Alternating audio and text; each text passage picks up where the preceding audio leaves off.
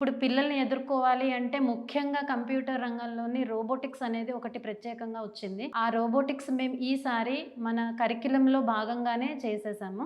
దానికి ప్రత్యేకంగా టీచర్ ఉన్నారు, బుక్స్ కూడా ఉన్నాయి. దానికి అనుగుణంగా టీచర్ వాళ్ళకి ట్రైన్ చేస్తున్నారు రోబోటిక్స్‌లో. ఇది 6థ్ నుంచి 10థ్ వరకు ఉన్నాయి రోబోటిక్స్ అనేది. సో, వాళ్ళకి బయటికి వెళ్ళినా గానీ అంటే మరీ ఏమీ తెలియని పరిస్థితుల్లో కాకుండా ఎంతో కొంత వాళ్ళకి ఆ నాలెడ్జ్ ఉండి బయటకెళ్ళే విధంగా వాళ్ళని ట్రైన్ చేస్తున్నాము. అలాగే మాకు 2020లో అటల్ ల్యాబ్ శాంక్షన్ అయింది. అటల్ ల్యాబ్ అంటే మెయిన్‌లీ ఈ రోబోటిక్స్‌కి సంబంధించిందే మాక్సిమం ఉంటాయి అందులోని. సో, అప్పుడు ప్రతి సంవత్సరం అటల్ గురించి ఈ సెన్సార్స్ వీటన్నిటి మీద మేము పిల్లలకి ట్రైనింగ్ అనేది ఇప్పిస్తున్నాం.